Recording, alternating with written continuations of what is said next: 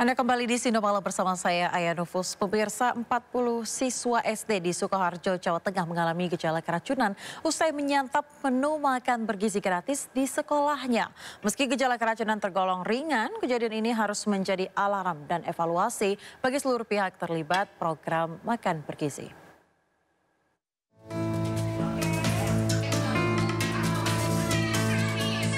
Tim Puskesmas mendata satu persatu siswa SD Dukuh 3 Sukoharjo, Jawa Tengah usai temuan kasus keracunan makanan.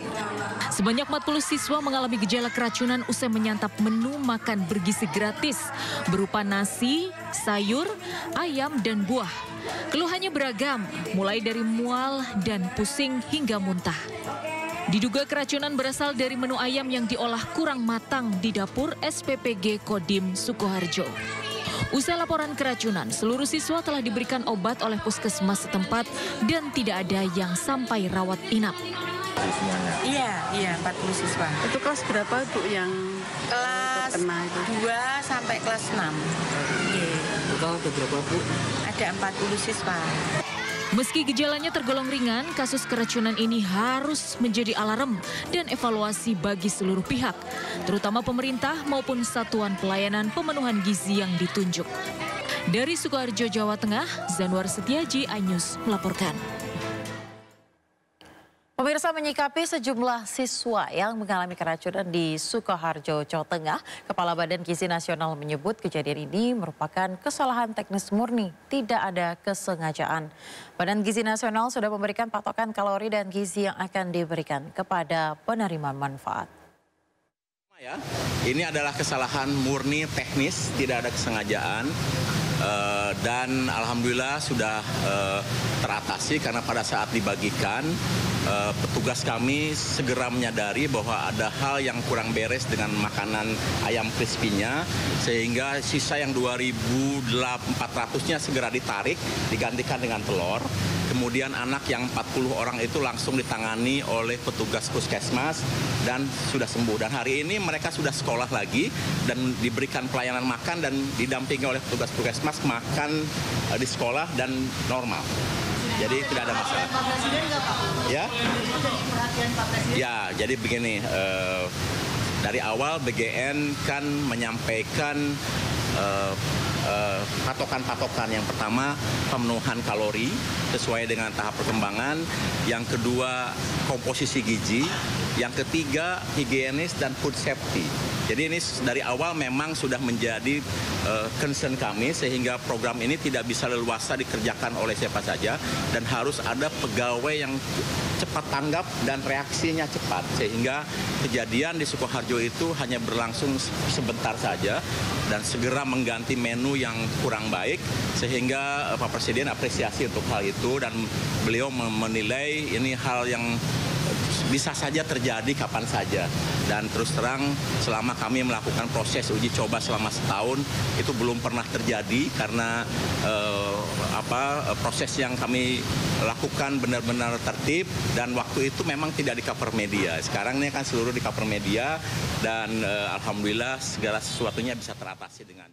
Pemirsa, demi meminimalisir bertambahnya anggaran, Pemprov Jakarta akan menggunakan dana belanja tidak terduga atau PTT untuk membantu program makan gizi gratis agar penerima dari program makan bergizi gratis tersebut merata.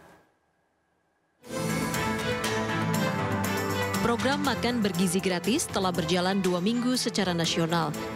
Implementasi program makan bergizi gratis masih menemukan beberapa kendala, mulai dari anggaran hingga penerimaan yang belum merata. Buktinya di Jakarta sendiri masih banyak siswa yang belum menerima program makan bergizi gratis pemerintah tersebut. Seperti SMP Negeri 191 Jakarta, menjadi salah satu sekolah yang masih menanti penerapan makan bergizi gratis bertahap. Padahal sebagian besar siswa SMP Negeri 191 Jakarta Kebun Jeruk ini berasal dari ekonomi menengah ke bawah. Merujuk pada data DTKS penerima Kartu Jakarta Pintar, yakni sebesar 67% penerima dari jumlah 845 siswa. Presiden Prabowo Subianto menegaskan siap mengerahkan alokasi dana dan sumber daya demi menyukseskan program makan bergizi gratis di 26 provinsi di Indonesia. Saya masih mendengar beberapa tokoh meragukan kemampuan kawan-kawan kita untuk melaksanakan itu. Saya tidak katakan bahwa ini bisa selesai dalam 1 minggu, 2 minggu, atau 3 bulan. Tidak ada di antara kita yang punya tongkat Nabi Sulaiman. Tapi kita bisa berhitung, kita bisa mengelola, kita bisa alokasi dana, kita bisa kerahkan sumber daya. Dan kita akan mencapai target yang kita tentukan. Saya pun yakin, saya pertaruhkan kepimpinan saya. Bagi saya, makan bergizi untuk anak-anak dan ibu hamil ini adalah strategi. Yang tidak mendukung hal ini, silakan keluar dari pemerintah yang saya pilih. Sementara itu, Pemprov DKI Jakarta juga telah menyiapkan anggaran dari dana BTT untuk membantu program makan bergizi gratis besutan Presiden Prabowo Subianto. Padahal dana belanja tidak terduga seharusnya digunakan untuk kebutuhan mendesak seperti bencana alam, bencana sosial, serta kejadian luar biasa seperti perang, hingga mengendalikan inflasi. Meski demikian, anggaran BTT ini bersifat fleksibel dan dapat disesuaikan dengan kondisi daerah masing-masing. Akan ada program gratis atau subsidi atau gimana caranya gitu ya. Saya akan mencoba sistemnya. Itu tentu saja ada beberapa pos-pos yang bisa disiapkan. Nantinya kita akan bicarakan lebih lanjut dengan sistem. Usaha teknisnya kita akan sampaikan juga. Dana BTT dapat digunakan untuk mendanai kegiatan yang belum tersedia anggaran dalam perencanaan. Sedangkan program makan bergizi gratis sendiri sudah memiliki anggaran tetap sebesar 427 triliun rupiah. Belum lagi dana BTT sendiri berpotensi dapat diselewengkan untuk kepentingan pribadi. Ketua Dewan Perwakilan Daerah RI Sultan Najamuddin pemirsa mengusulkan agar pemerintah membuka kesempatan pembiayaan program makan bergizi gratis kepada masyarakat melalui zakat infak dan sedekah atau ZIS.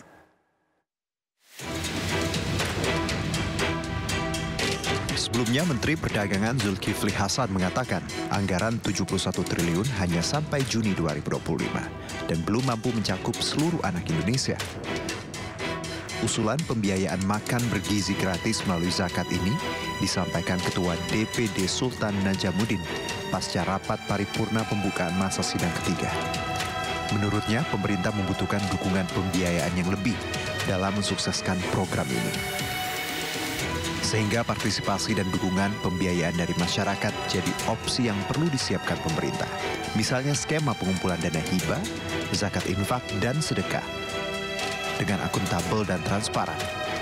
Diharapkan bisa memenuhi separuh dari kebutuhan anggaran program MBG. Saya melihat begini, memang negara pasti di bawah Pak Prabowo, Mas Gibran ini betul-betul ingin program makan bergizi gratis ini maksimal.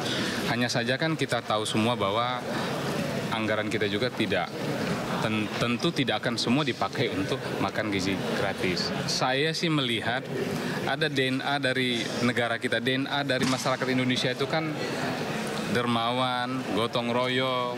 Nah, kenapa enggak ini justru kita manfaatkan juga? Contoh, ya, bagaimana kita menstimulus agar masyarakat umum pun terlibat di program makan gizi gratis ini. Di antaranya adalah, saya kemarin juga berpikir, kenapa enggak ya, zakat kita yang luar biasa besarnya juga, kita mau libatkan ke sana. Itu salah satu contoh. Sehingga pemerintah tidak bekerja sendiri dengan anggaran yang ada. Pemirsa, Kepala Staf Kepresidenan AM Putranto menegaskan pemerintah sudah menyiapkan anggaran sendiri untuk program makan bergizi gratis. Sehingga tidak perlu mengambil anggaran dari pos lain. Apalagi dari dana zakat seperti yang diusulkan Ketua DPD Sultan Najamuddin. Itu yang nggak kan gunanya zakat itu bukan untuk itu. Karena Presiden sudah berniat baik dengan tulus untuk memberikan terbaik untuk bangsa Indonesia kepada siswa-siswa, pondok pesantren, ibu hamil untuk menyelenggarakan, dan beliau sudah anggarkan sejumlah 71 triliun itu. Jadi tidak mengambil ke dana yang lain-lain. Beliau sudah betul-betul loh luar biasa. Jadi tidak ada yang bilang ngambil dari mana tadi? Zakat apa? Wah, itu sangat memalukan itu ya, bukan seperti. Pemirsa, Presiden Prabowo Subianto memanggil sejumlah menteri untuk mengikuti rapat terbatas yang digelar di Istana Kepresidenan Jakarta. Rapat terbatas membahas evaluasi makan bergizi gratis yang telah berjalan selama 10 hari.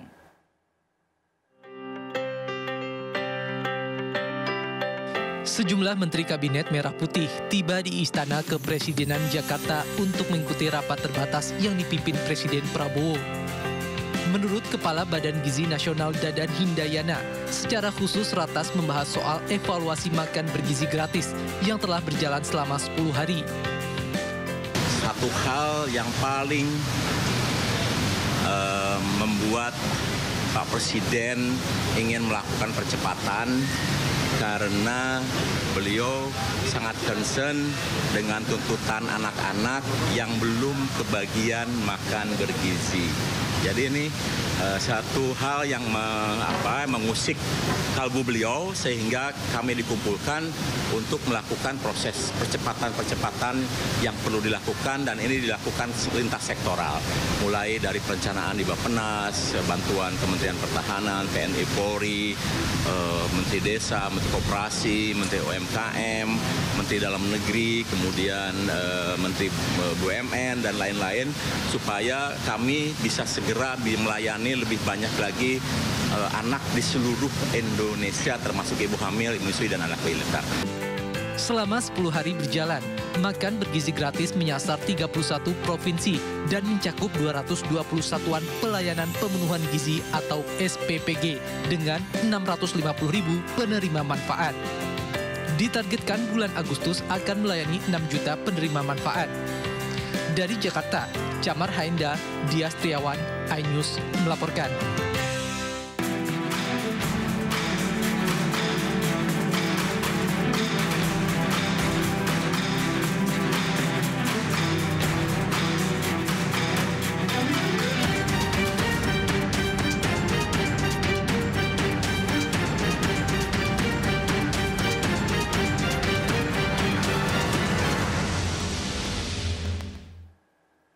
Presiden Prabowo Subianto optimis bahwa pemerintahan dia dapat melewati target pertumbuhan ekonomi Indonesia hingga lebih dari 8%. Namun banyak elit Indonesia nyinyir akan target tersebut. Presiden Prabowo Subianto dalam sambutannya di kegiatan Musyawarah Nasional Konsolidasi Persatuan Kadin Indonesia menyatakan saat awal kepemimpinannya optimis dan yakin bahwa Indonesia mampu melebihi target 8% pertumbuhan ekonomi. Di tengah optimisme tersebut, Prabowo menyayangkan banyak pihak yang tidak meyakini pemerintah bisa mencapai target. Prabowo pun menyindir bahwa kekurangan elit Indonesia adalah suka nyinyir dan susah melihat orang lain senang. Saya baru mungkin menginjak bulan ketiga memimpin pemerintahan Republik Indonesia, dan semakin saya mempelajari keadaan perekonomian kita, saya semakin merasa percaya diri, saya merasa optimis, saya percaya, saya yakin kita akan mencapai bahkan mungkin melebihi 8% pertumbuhan.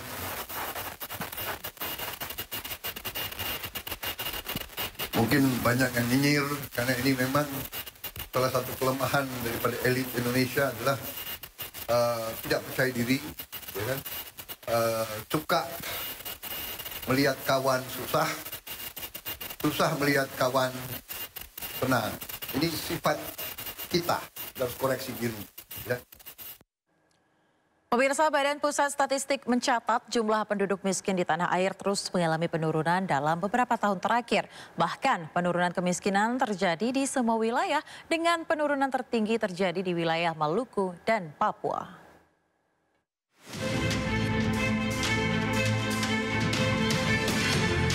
Badan Pusat Statistik mencatat tingkat kemiskinan Indonesia kembali mengalami penurunan di bulan September 2024. Di mana data jumlah penduduk miskin di bulan September sebesar 24,06 juta orang atau turun sekitar 1,16 juta orang dibandingkan dengan Maret 2024 yang mencapai 25,22 juta orang. Dan jumlah penduduk miskin ini turun hingga 1,76 juta orang dibandingkan September 2022, yaitu 26,36 juta orang.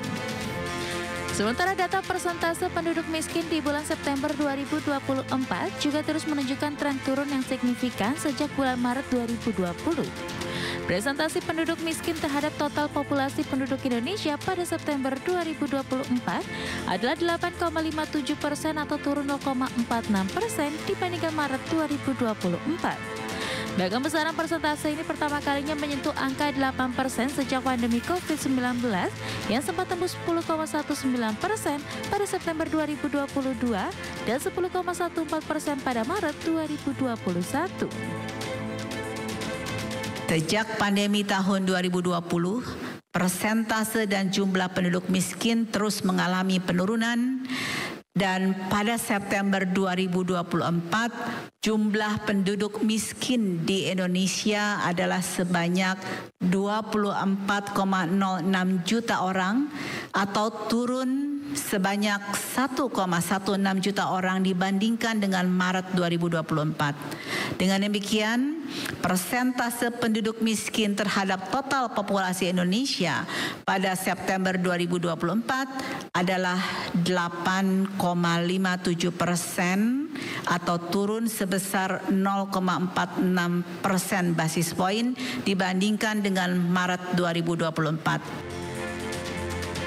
Amalia menambahkan disparitas kemiskinan antara wilayah perkotaan dan perdesaan di bulan September 2024 masih cukup lebar, di mana tingkat kemiskinan perkotaan sebesar 6,66%, sedangkan di pedesaan mencapai 11,34%.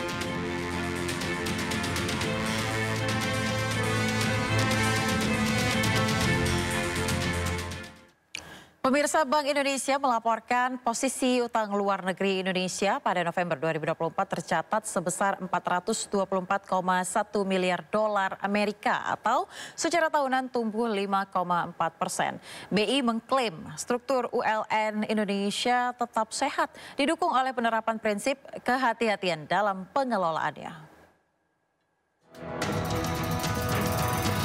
Bank Indonesia melaporkan posisi utang luar negeri Indonesia pada November 2024 tercatat sebesar 424,1 miliar dolar Amerika atau secara tahunan tumbuh 5,4%, lebih rendah dibandingkan pertumbuhan pada Oktober 2024 sebesar 7,7%. Dalam keterangan tertulis, Direktur Eksekutif Departemen Komunikasi BI Ramdan Denny Prakoso menyampaikan, melambatnya pertumbuhan ULN tersebut dipengaruhi oleh perlambatan pertumbuhan ULN sektor publik dan penurunan ULN swasta.